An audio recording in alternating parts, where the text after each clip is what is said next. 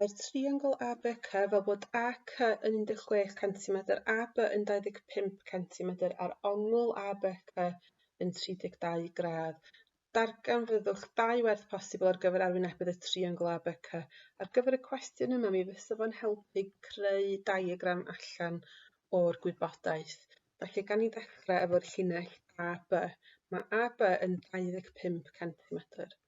Mae'r ongl ABC, felly'r ongl wrth B, yn 32 gradd. Felly fydden ni ysgrifennu lawr 32 gradd. Fydden ni ddim yn gwybod hyd llinell o B i C, felly na i jyst rhoi llinell toredig ar hyn o bryd, ond mi rydyn ni yn gwybod bod o A i C yn 16 cm. Y problem ydy, mi fydden ni fesur 16 cm fan hyn, ond mae yna llinell arall sy'n hefyd yn cyffwrdd y llinell toredig yn 16 cm i ffwrdd yn rhywle fel hyn. Felly mae yna dau posibilrwydd. Mae gennym ni'r triongl cyntaf yma sydd wedi lliwio'n felyn, so mi wna i lluniadu ar wahân fyny fan hyn. A mae gennym ni hefyd y triongl gwyrdd yma hefyd, a mi wna i luniadu lawr fan hyn. Mae yna dau posibilrwydd allan o'r gwybodaeth sydd yn y cwestiwn. A mi roeddwn ni yn disgwyl hyn, achos mi oedd y cwestiwn yn gofyn i ni ddarganfod dau werth posib ar gyfer yr arwynebedd. Felly, allan o'r gwybodaeth yn y cwestiwn, mae yna dau triongl posib gyda'r gwybodaeth gafodd ei roi. Be da ni'n mynd i wneud ydy edrych arnyn nhw ar wahân a gweithio allan yr arwynebedd. Felly, so ni ddechrau efo'r triongl gwyrdd, y triongl cyntaf yma. Mwyn gweithio allan arwynebedd y triongl, mi fysa rhaid ni ddefnyddio'r fformula hanner a B sin C. Rwan cofiwch bod rhaid i chi ddysgu'r fformula yna. Yn papur tygau mi oedd o'n cael ei roi i chi, ond dydy o ddim yn cael ei roi yn uned 1 lefel A. Mwyn darganfod arwynebedd triongl, mi fysa rhaid i chi wybod hyd dau ochr y triongl yn ogystal â'r ongl sydd rhyngthyn nhw. Ond tydan ni ddim yn gwybod y gwybodaeth yna, felly mae rhaid ni weithio rhywbeth arall allan. Be dwi'n mynd i wneud yn gyntaf ydy gweithio allan ongl C. Dwi'n mynd i ddefnyddio'r rheol sin. I ddefnyddio'r rheol sin, mi fysa rhaid ni wybod par o ochr ag ongl cyferbyn. A mi rydyn ni, mae gennym ni'r 32 gradd sydd cyferbyn ar ochr 16 cm. Felly mi fedra i ddefnyddio'r rheol sin. Rheol sin yn dweud bod sin yr ongl dros yr ochr cyferbyn yn hafal i sin ongl arall dros yr ochr sydd cyferbyn â hwnnw. Yn yr achos yma, mi fedra i felly sgwennu bod sin C dros 25, gan bod 25 cyferbyn yr ongl C, yn hafal i sin 32 dros 16. Os da'n lliosi'r hafaliad efo 25, mae hyn yn rhoi sin C yn hafal i sin 32 dros 16 lliosi efo 25. Os nawn ni deipio hynna ar un cyfrifiannell, mi fysa hyn yn rhoi 0.827. Mae o yn cario ymlaen, so cadwch o ar eich cyfrifiannell. I ddarganfod C wedyn, mae rhaid ni roed sin minus 1 o'r 0.27 yna. Felly ar eich cyfrifiannell, mae siŵr bod y uwchben eich botwm sin, newch chi weld yr sin minus 1 di ysgrifennu fach, so mae siŵr bod angen i chi pwyso shift wedyn sin mwyn cael ei ddod fyny. Teciwch bod hyn yn gweithio i chi a bod chi yn cael yr ongl 55.89. Felly dwi wedi gweithio allan bod ongl C yn 55.89. Rwan, wrth ystyried pob gwerth posib ar gyfer gwerthoedd sin, cofiwch ystyried graff o yn hafal i sin x. Ond os o'n ni edrych ar y graff yn hafal i sin x, a thna i jyst amcangyfrifio tu a lle fysa 55.89, so thna i ysgrifennu lawr fan hyn. Dwi'n gweld bod gyda ni'r pwynt yna ar cromlin yn hafal i sin x, so mae hynna'n gwneud synnwyr bod pan mae x yn 55.89, mae mynd i fod yn 0.827. Ond os na i ymestyn yr llinell toredig sydd yn mynd trwy 0.827 ar draws, mi welwn bod yna bwynt arall sydd hefyd efo gwerth x sydd yn rhoi 0.827 i ni. Felly mae rhaid ni weithio allan beth yw'r gwerth yna. Mi fedra ni ddefnyddio'r cymesuredd sydd yn graff yn hafal i sin x i helpu ni. dwi'n gwybod bod y gap yma, yr llinell, so chi'n gweld lle dwi wedi rhoi y llinell gwerd yna i fewn, mae'r gap yna yn 55.89, sy'n golygu efo'r cymesuredd bod y gap yma hefyd yn 55.89.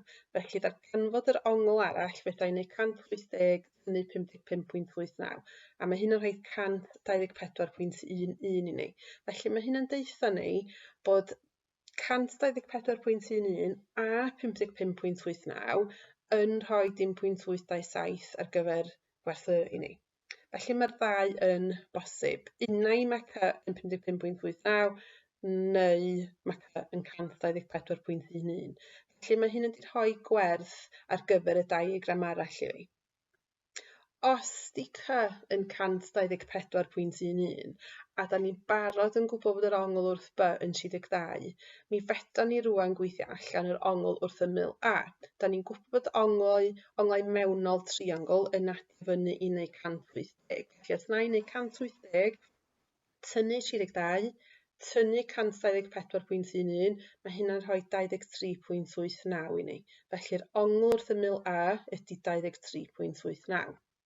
Os mae hefyd ystyried y triongl cyntaf, pan oedd C yn 55.89, mi fedra ni weithio allan be fysa yn yr achos yma. Felly 180, tynnu 32, tynnu 55.89 yn gwneud 92.11. Felly, os di C yn 55.89, mi fysa'r ongl A yn 92.11.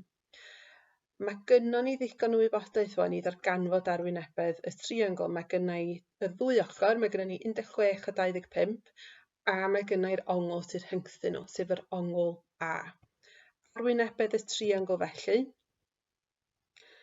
ydy hanner lluosif o 16, lluosif o 25, lluosif o sin 92.11, a mae hyn yn rhoi ateb o 199.86 cm².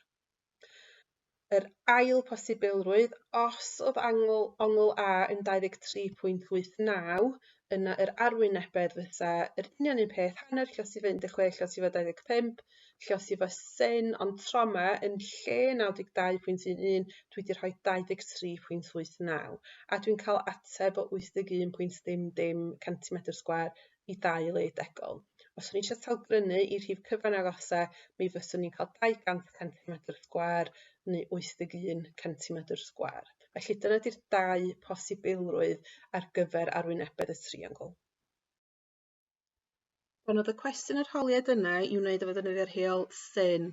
Cofiwch hefyd bod angen i chi wybod sut i ddefnyddio'r rheol cos, felly nawn ni edrych ar enghraifft ychwanegol yn edrych ar rheol cos.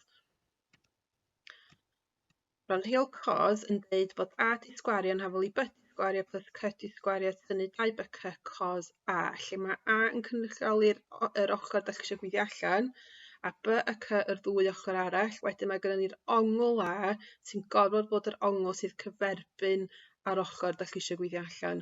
Felly yn yr achos yma, mi fedra ni amnewid A i fod yn X a B a C i fod yn 10 ag 14. Felly dwi'n mynd i ysgrifennu bod X di sgwario yn hafol i 10 di sgwario plus 14 di sgwario, tynnu 2 lluosif o 10 lluosif 14 lluosif o cos 84, a yr 84 yna oherwydd bod o cyferbyn ar ochr sydd i labelu gyda X. Bydda ni symleiddio'r ochr dde drwy teipio fo mewn ar un cyfrifiannau, a mae hyn yn rhoi X di sgwario yn hafol i 266.7320 cario ymlaen. Byswn ni ddim yn talgrynu tan yr ateb terfynol os o gwbl. Felly cadwch y cywiriad drwy cadw hwnna ar eich cyfrifiannau, wedyn mae eisiau gweithio allan yr ail isradd, a da ni'n cael X yn hafol i 16.3319 sy'n cario ymlaen ar 1 centimetr ar ôl o. Os ni edrych ar enghraifft arall, mi fedrwn ni hefyd defnyddio rheol cos i ffurfio hafaliad. Os edrychwn ar y triongl yma, mae gynnon ni 3 ochr yn nhermau X. Felly mi fedra i greu hafaliad yn defnyddio rheol cos. Rwan, gan ein bod yn gwybod bod 60 gradd gyferbyn ar ochr wedi labelu fo X plus 1, mae'n gwneud synnwyr defnyddio X plus 1 fel A. Felly dwi'n mynd i ysgrifennu bod X plus 1 di sgwario yn hafal i'r ddwy ochr arall wedi sgwario, di ati at ei gilydd, felly X di sgwario plus X minus 2 di sgwario, tynnu 2 llos efo x minus 2 llos efo cos 60 gan bo 60 cyferbyn ar x plus 1. Os fysa ni wedi amnewid a i fod unrhyw un o'r ochrau eraill, mi fysa ni wedi bod angen gwybod yr ongl cyferbyn i heini, a tydan ni ddim. Mi fedran ni rwan symleiddio'r hafaliad yma. Mi fedran ni edrych ar y pen, mae gennym ni cos 60. Mae cos 60 yn un dych chi fod i wybod beth bynnag, ond yn yr achos yma mi fedran ni defnyddio cyfrifiannell i wirio, ond mae o yn un dych chi angen gwybod y gwerth pendant heb cyfrifiannell. So mae siŵr bod chi yn gwybod felly bod cos 60 yn 0.5. Mi fedrai hefyd dan yr un gwynt ehangu'r cronfachau, so os ni edrych ar yr ochr chwith, mae x plus 1 di sgwario yn x sgwario plus 2x plus 1. Wedyn mae gyda ni'n hafal i x di sgwario, a wedyn os da ni'n ehangu x minus 2 di sgwario, mae hyn yn rhoi x di sgwario tynnu 4x plus 4.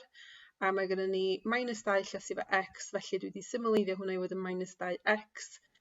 A ar y pen wedyn, yn lle cos 60, dwi wedi rhoi 0.5. Rwan os ni just edrych ar beth gyda ni ar y pen, yr minus 2x llos efo x minus 2 llos efo 0.5. Mi fedrai symleiddio hyn drwy edrych ar yr minus 2x llos efo 0.5 sydd yn neud minus 1x. Felly mi fedrai sgwennu hynna fel minus x a wedyn llos efo'r bracedi x minus 2. A wedyn os ni ehangu'r bracedi, mae hynna'n gadael minus x di sgwario plus 2x ar y pen. Os ni symleiddio'r termau ar yr ochr dde, mae gennym ni 2x di sgwario tynnu 1x di sgwario, so mae hynna'n symleiddio i fod yn 1x di sgwario, felly x di sgwario, a mae gennym ni hefyd minus 4x plus 2x sydd yn minus 2x, felly ar ôl symleiddio yr ochr dde, mae o'n gadael hafaliad o x di sgwario plus 2x plus 1 yn hafal i x di sgwario tynnu 2x plus 4. Os nawn ni dynnu x di sgwario o'r ddwy ochr, mae hynna'n gadael 2x plus 1 yn hafal i minus 2x plus 4. Os na i adio 2x i'r ddwy ochr, mae hynna'n gadael 4x plus 1 yn hafal i 4. Os na i tynnu 1 o'r ddwy ochr, mae hynna'n gadael 4x yn hafal i 3. A wedyn os na ni rhannu 4, mae hynna'n gadael x yn hafal i 3 dros 4, neu 0.75 os liciwch chi, a dwi wedi adio centimetr ar ei ôl achos bod x yn cynrychioli mesur o hyd oedd wedi fesur mewn centimetrau.